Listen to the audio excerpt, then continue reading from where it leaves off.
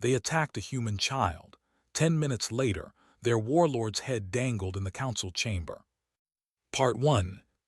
The observation deck of Station Pelican 7 was quiet in the afternoon cycle. Stars stretched across the massive windows like diamonds thrown on black cloth. Ships came and went, their lights blinking as they docked or departed. It was a peaceful place, and 7-year-old loved it more than anywhere else on the station. She pressed her small hands against the cold glass and watched a cargo ship slowly turn toward the docking bay.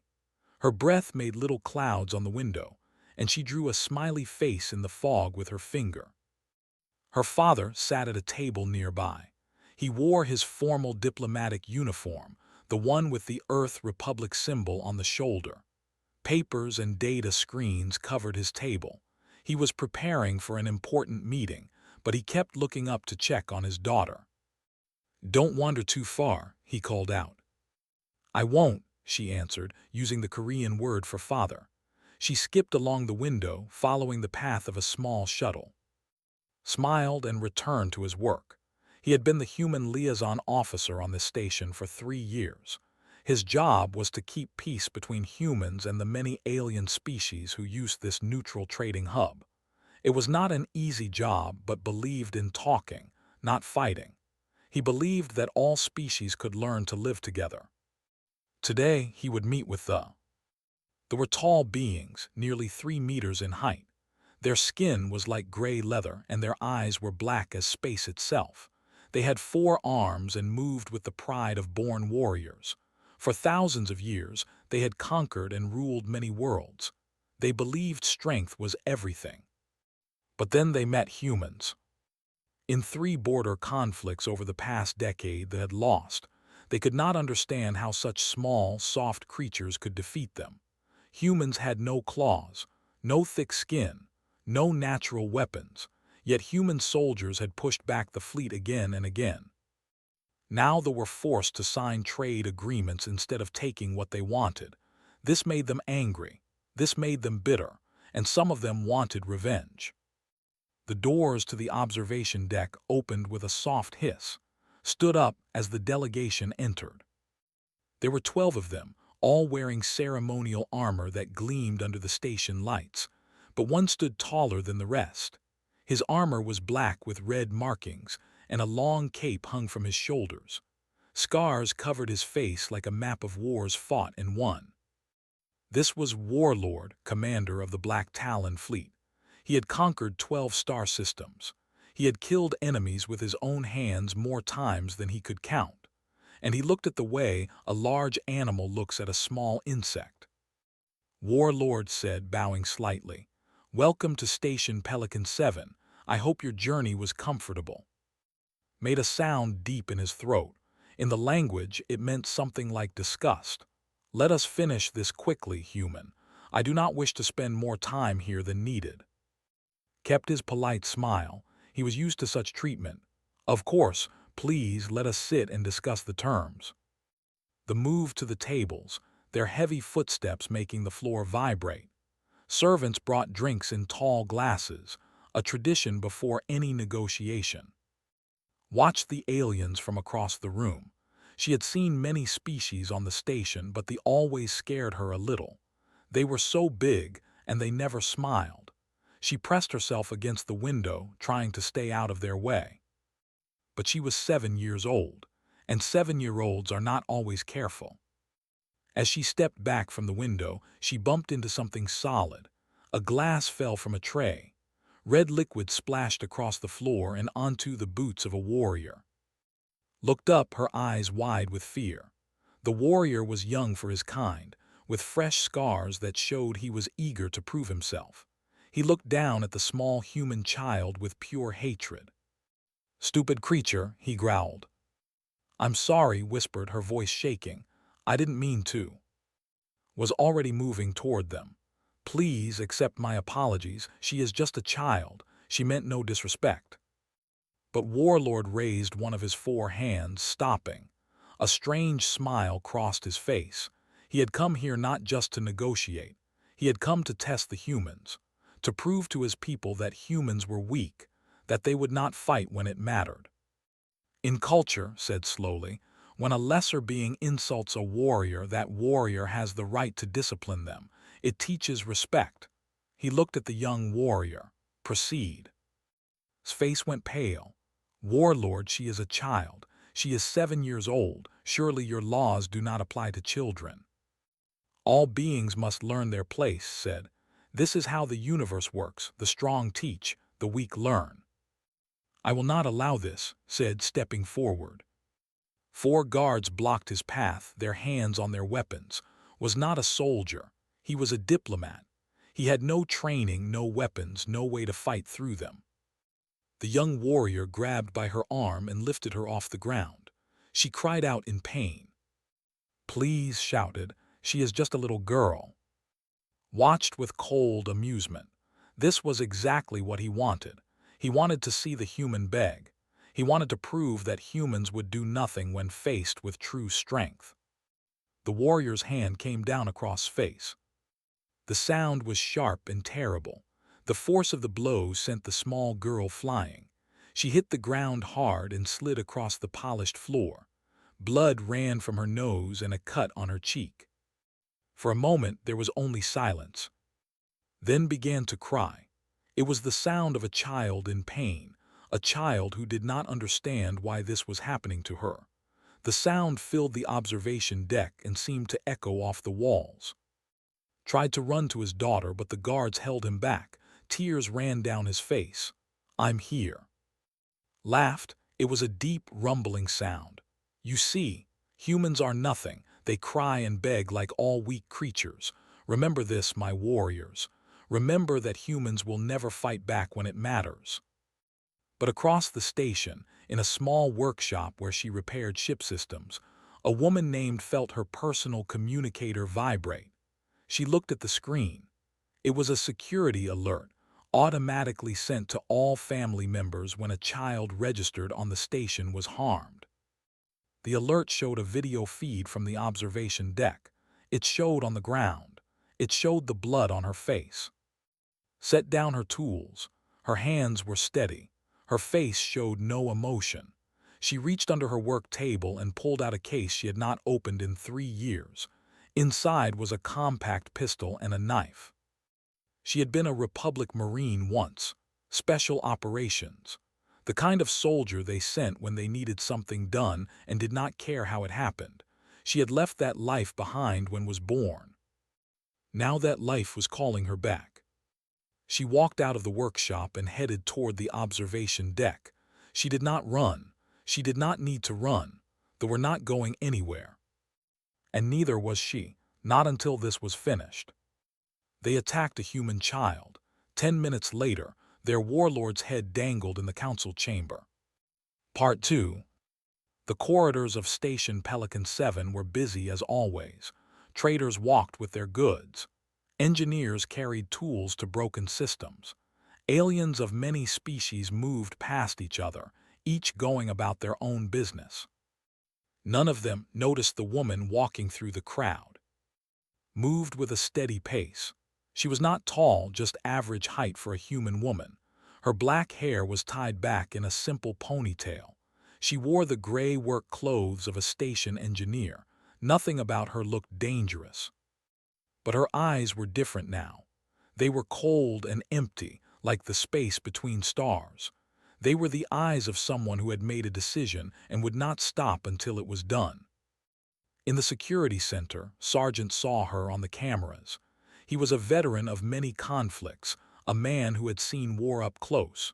He knew what a killer looked like, and right now looked like death walking through his station. He grabbed his communicator. This is, please respond. She did not answer. I know what happened. I saw the feed. But you need to stand down. We can handle this through proper channels. The delegation has diplomatic immunity, but we can file protests in. She turned off her communicator and kept walking. Cursed and stood up from his chair. Get me every available security officer. Now, we have a situation developing. His assistant, a young woman named, looked at the screens with confusion. Sir, I don't understand. That woman is just an engineer. What can she do against 12 warriors? Shook his head slowly. You don't know who she is. Before she came here, before she married and became an engineer, she was something else. They called her Unit Ghost Squad. They did things that never appeared in any official record. Things that made enemies surrender just by hearing Ghost Squad was coming. Stared at him, that small woman. Don't let the size fool you. I served with people like her. They're not soldiers in the normal sense. They're weapons, human weapons. And someone just pointed this particular weapon at the by hurting her child. On the observation deck, Warlord was enjoying himself. He stood over the human diplomat who was on his knees next to his crying daughter. The sight pleased greatly. This was how things should be, the weak on the ground, the strong standing above them. You may take your offspring to the medical bay, said, waving one of his 4 hands in dismissal. We will continue our negotiations tomorrow. I think today's lesson has been enough. Held in his arms, the cut on her face was still bleeding. Her small body shook with sobs. He looked up at the warlord with hatred in his eyes, but what could he do? He was one man against 12 warriors. You will regret this, said quietly. Laughed again. Will I? What will you do, human? Write a complaint. Send an angry message to your government.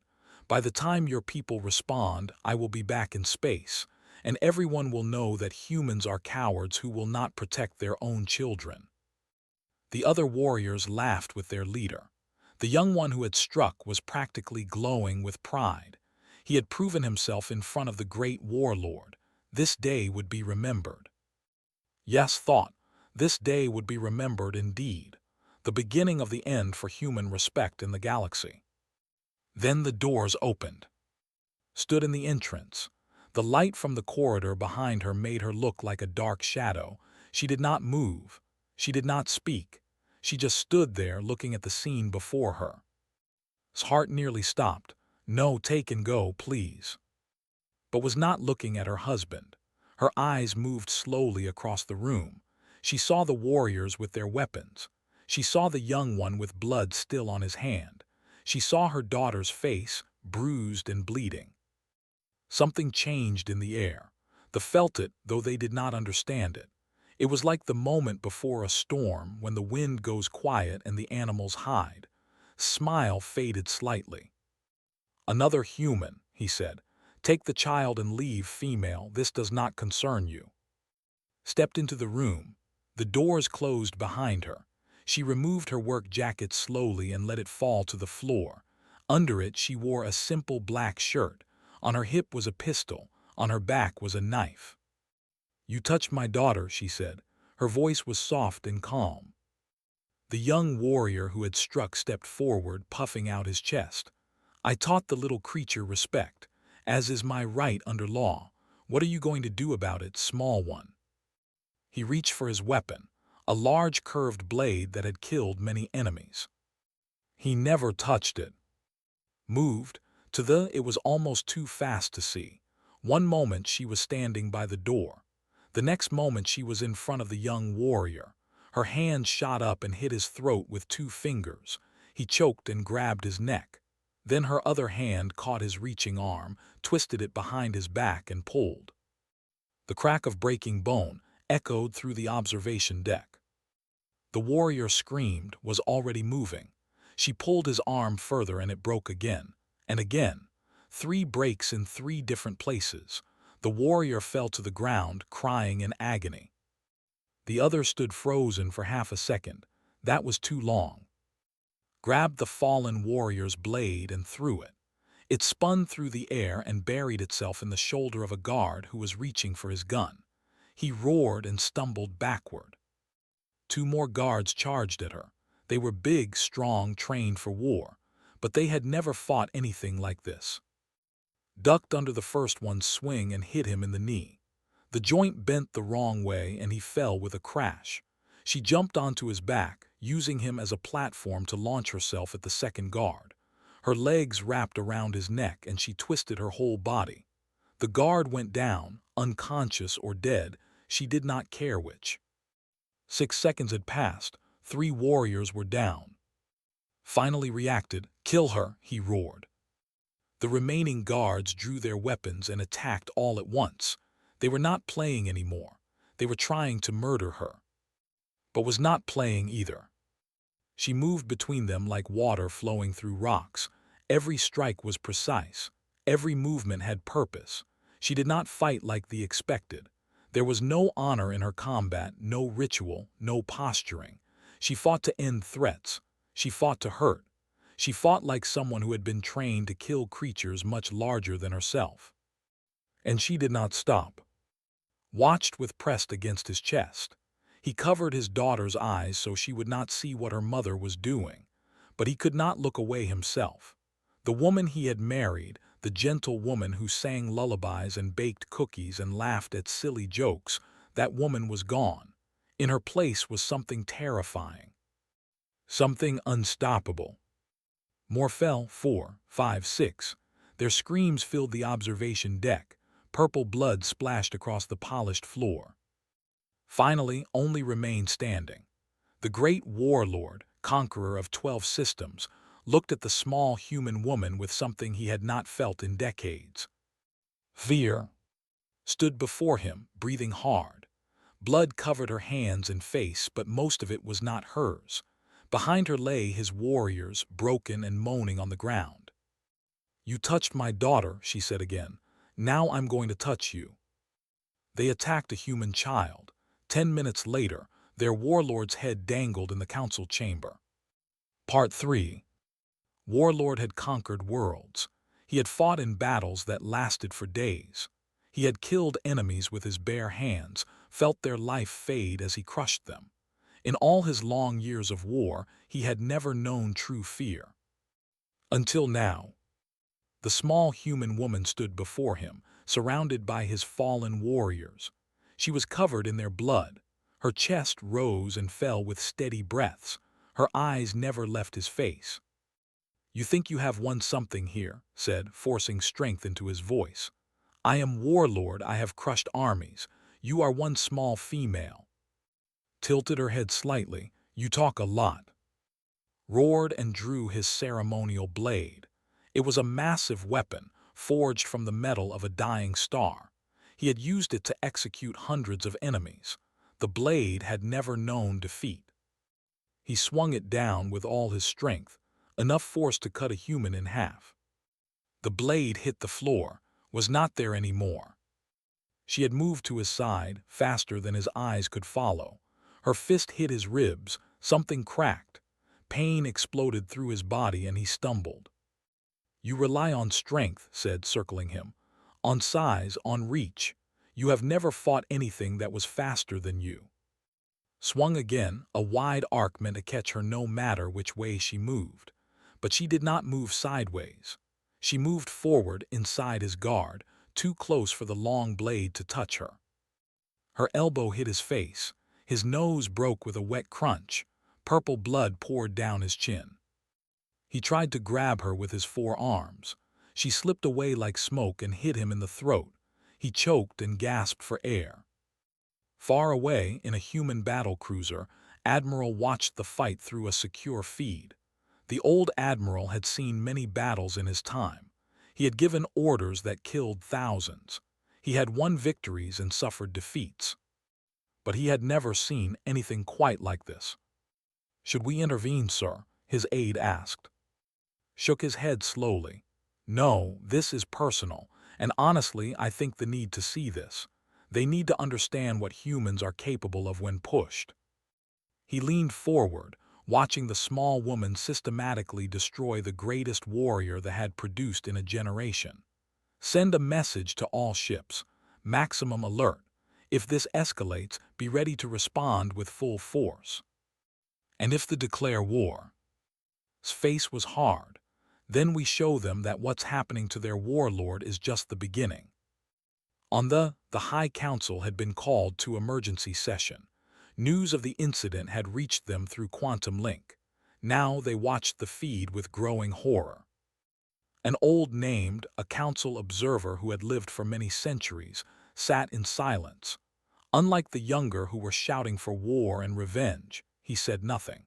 He was busy reading files on his data screen. Files about human history, about human wars. He read about something called World War II, when humans had killed over 70 million of their own kind. He read about nuclear weapons, about cities turned to ash in seconds. He read about something called the Geneva Conventions, rules that humans had made to limit how terrible their wars could be. Rules. They had to make rules to stop themselves from being too destructive. Read about human parents, about mothers who had lifted vehicles to save trapped children, about fathers who had fought wild animals with bare hands, about the lengths humans would go to protect their young. His old heart grew cold. "We have made a terrible mistake," he whispered. On Station Pelican 7, the fight continued, but it was not really a fight anymore. It was a lesson. Was the student, was the teacher. She broke his lower left arm first. The bone snapped cleanly, and the limb hung useless at his side. He screamed and tried to hit her with his remaining arms. She ducked and broke his knee. He fell to the ground, the great warlord reduced to crawling. His ceremonial blade lay forgotten on the floor. His pride lay shattered beside it. "Please," he gasped. It was a word he had never spoken before, a word he had made others speak before he killed them. "Please stop." Stood over him, she was barely breathing hard now. The fight had taken 4 minutes. It had felt like hours, too.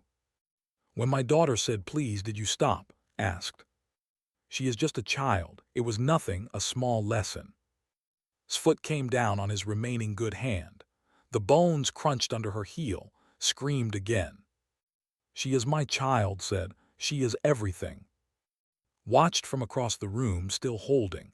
His daughter had stopped crying. She had fallen asleep from exhaustion, her small body finally giving in after the trauma. He looked at his wife, this stranger wearing his wife's face. Part of him was horrified. The violence, the blood, the screams. This was not the woman he had married. This was not the mother of his child.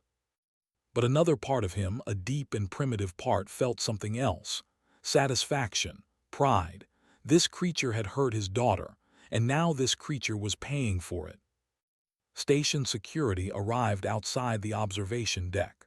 Sergeant and his team stood at the doors, but they did not enter.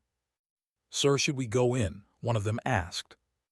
Looked through the window at the carnage inside, at the broken warriors, at the warlord crawling on the floor, at the small woman standing above it all like an angel of death. "No," he said quietly. "We wait, this is not our fight." "But sir, the diplomatic consequences." The struck a human child, on neutral territory, in front of witnesses and cameras. They broke every law and protocol that exists. Whatever happens to them now, they brought on themselves. Inside the observation deck, knelt down beside the broken warlord. She grabbed him by his hair and pulled his head up to look at her. "You have 2 choices," she said, her voice calm and steady. "You can die here on this floor in your own blood, or you can come with me to explain to your council exactly what happens when you harm human children." Looked into her eyes, he saw no mercy there, no hesitation, no doubt. He saw only the promise of death if he chose wrong. "I will come," he whispered. Smiled, it was not a kind smile. "Good choice. Now we're going to call your High Council, and you're going to tell them what you've learned today." She dragged him to his feet, holding him by his broken arms. He screamed in pain but did not resist. He could not resist. He had no strength left. The great warlord, conqueror of worlds, was now a prisoner of a woman half his size. And the galaxy was about to learn what happened when you touched a human child. They attacked a human child. 10 minutes later, their warlord's head dangled in the council chamber. Part 4. The quantum link connected 2 places across thousands of light years. On one side was the High Council chamber of a massive hall built from black stone and decorated with the skulls of conquered enemies. 12 sat on raised platforms, their ancient faces showing shock and anger. At the highest platform sat High Matriarch, supreme ruler of the Dominion. She was older than anyone could remember, her gray skin wrinkled like dried leather, her black eyes still sharp and intelligent. She had ruled for 3 centuries. She had seen empires rise and fall. But she had never seen what she was seeing now. On the other side of the quantum link stood a small human woman covered in purple blood. She held Warlord by the remains of his hair. The great warrior hung limply in her grip, his arms broken, his face destroyed, his spirit crushed. Behind the woman, the observation deck looked like a battlefield. Fallen warriors lay in pools of blood. Some moaned in pain. Others did not move at all. "What is this outrage?" one of them shouted, standing from his platform. "You dare to lay hands on our warlord. This is an act of war." "We will burn your worlds," another cried. "We will make your species extinct." The council erupted in chaos.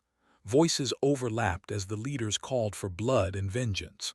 Only High Matriarch remained silent, watching the human woman with careful eyes. A side door opened. An ambassador hurried into frame on the station's side. He was a tall man with gray hair and a face that usually showed calm confidence. Right now, he looked terrified. "Please, everyone, let us remain calm," he said, raising his hands. "This is clearly a terrible misunderstanding. I'm sure we can find a diplomatic solution." "There is no misunderstanding," interrupted. Her voice was quiet, but somehow it cut through all the noise. The council chamber fell silent.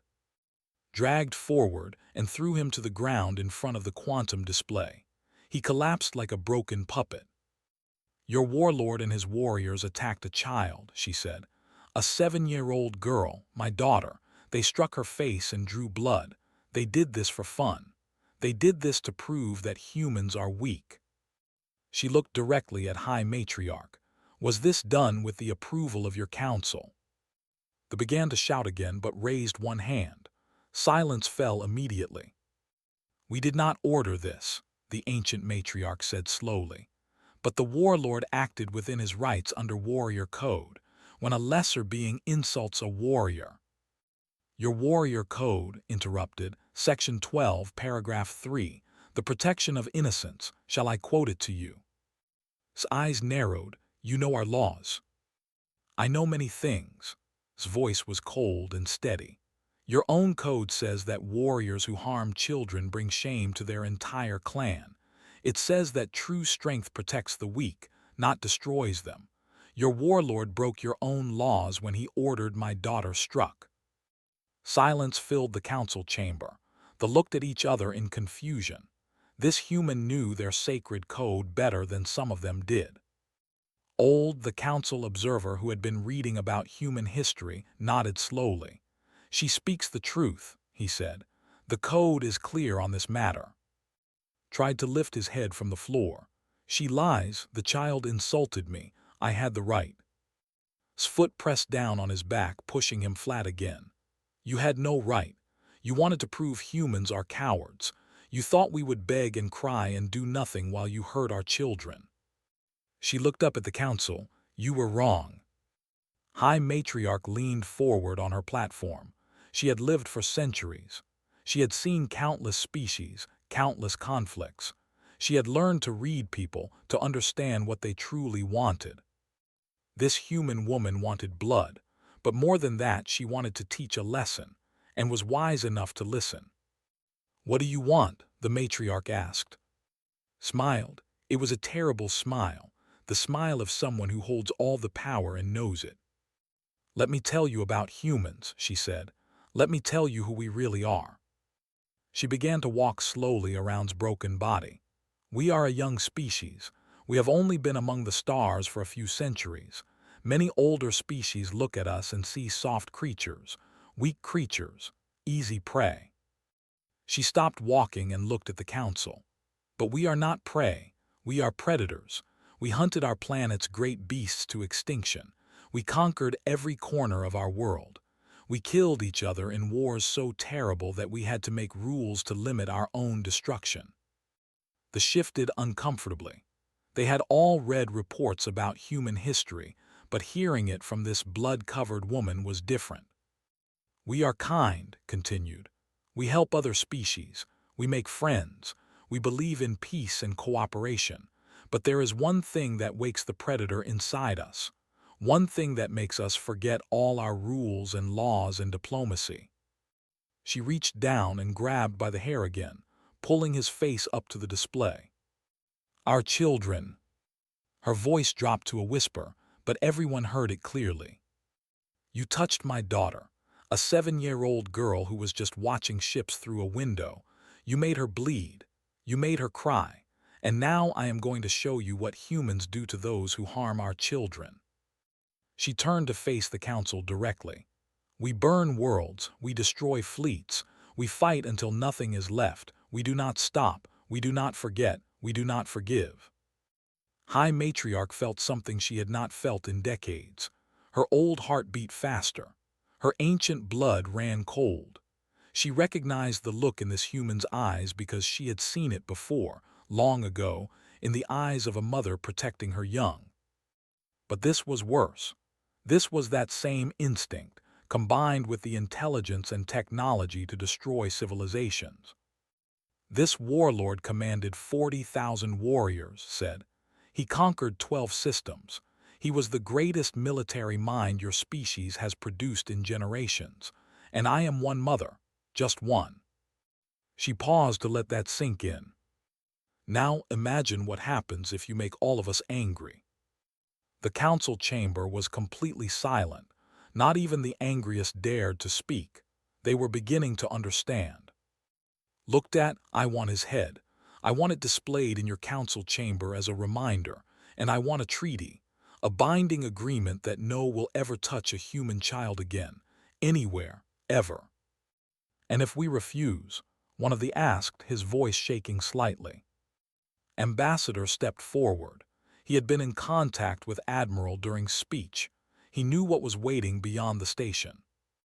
"If you refuse," he said quietly, "there are currently 17 human warships entering space. Not for war, just to deliver a message. If anything happens to this woman or her family, those ships have orders to begin a campaign that will not end until your species is a memory." They looked at each other in terror. 17 ships against the fleet was nothing. They would be destroyed easily. But that was not the point. The point was that humans would send ships knowing they would die. The point was that humans would keep sending ships.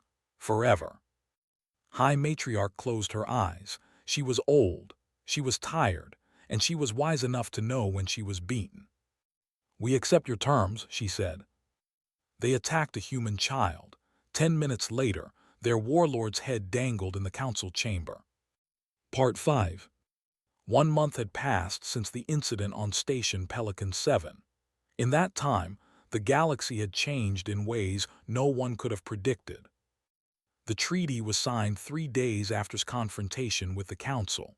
It was called the Pelican Accord by diplomats, but everyone else called it by another name, the Mother's Covenant. The agreement was simple.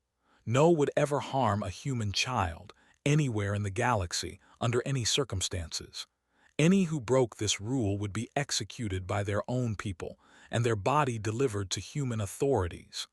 The punishment was written into law, made permanent and unchangeable. But they were not the only ones who signed. Within 2 weeks, 17 other species had added their names to the covenant. They had watched the footage that leaked across every network in known space. They had seen a small human woman destroy 12 warriors in minutes. They had heard her speak to the High Council about what humans would do to protect their children. They believed her. The covenant grew. Species who had never even met humans signed it just to be safe. By the end of the month, it was the most widely signed treaty in galactic history. In the High Council chamber, a new decoration hung from the ceiling. Warlord's head, preserved in stasis, dangled from a chain of black iron. His dead eyes stared at nothing. His mouth was frozen in a final expression of fear. High Matriarch had ordered it placed there herself. not as a trophy for the humans, but as a lesson for her own people. Every who entered the chamber had to walk beneath it. Every decision was made under its silent watch. "Let this be a reminder," had said at the installation ceremony. "There are some creatures in the universe that should not be provoked. The humans are one of them." Old, the council observer who had studied human history, visited the head often. He would stand beneath it and think about what he had learned, about the species that had nearly destroyed itself with nuclear fire, about the parents who would die for their children without hesitation, about the thin line between human kindness and human violence. "We thought they were weak because they are kind," he wrote in his personal journal. "We were fools. Their kindness is a choice. Their violence is a promise." On Station Pelican 7, life had returned to something like normal. Traders came and went. Ships docked and departed. The observation deck was repaired and reopened, though some people said they could still see purple bloodstains on the floor if they looked closely. A human journalist named visited the station to document the aftermath. She interviewed many people, but the most important interviews were with the family at the center of everything. Sat in his office, looking older than his years. The past month had been difficult for him. He had always believed in peace, in talking through problems, in finding common ground. He had built his career on that belief. Then he had watched his wife tear apart 12 warriors with her bare hands. "I don't know what to think anymore," he told. "The woman I married, the mother of my child, she was in there somewhere. I could see her when she looked at.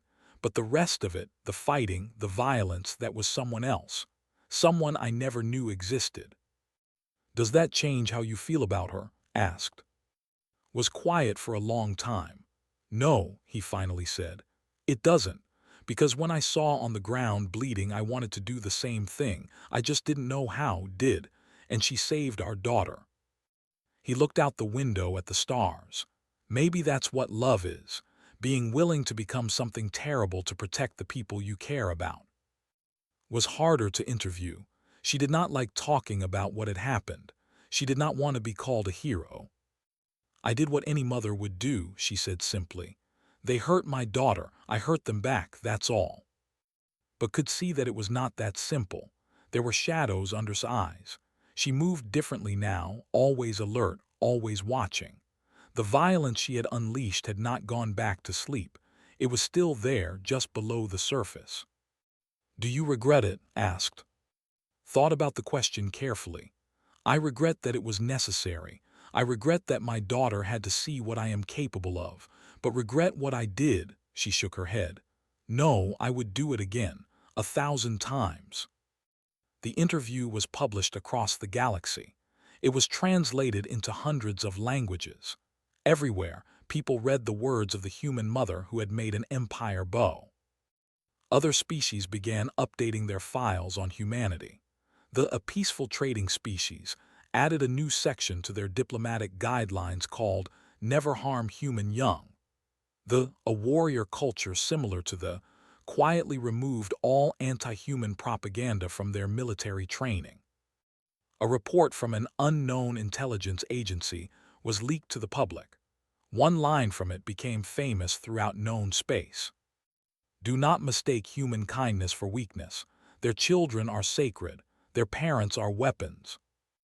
The greatest change, however, was in Little herself. The scar on her cheek had healed, leaving only a thin white line. The doctors said it would fade with time, but did not want it to fade. She said it was a reminder of the day she learned how much her mother loved her. She was not afraid anymore. Who had once seemed so big and scary now seemed small. She had seen them defeated. She had seen them beg. She knew that humans were not weak, no matter what anyone said. On a quiet evening 1 month after the incident, sat with her mother on the observation deck. They watched ships come and go just like they used to. The stars stretched out before them, endless and beautiful. Said, using the Korean word for mother, "Why are they being so nice to us now? They even brought me presents." Smiled and pulled her daughter closer. Because they learned something important, sweetheart. What did they learn? Looked out at the stars. A trading vessel was passing by the station.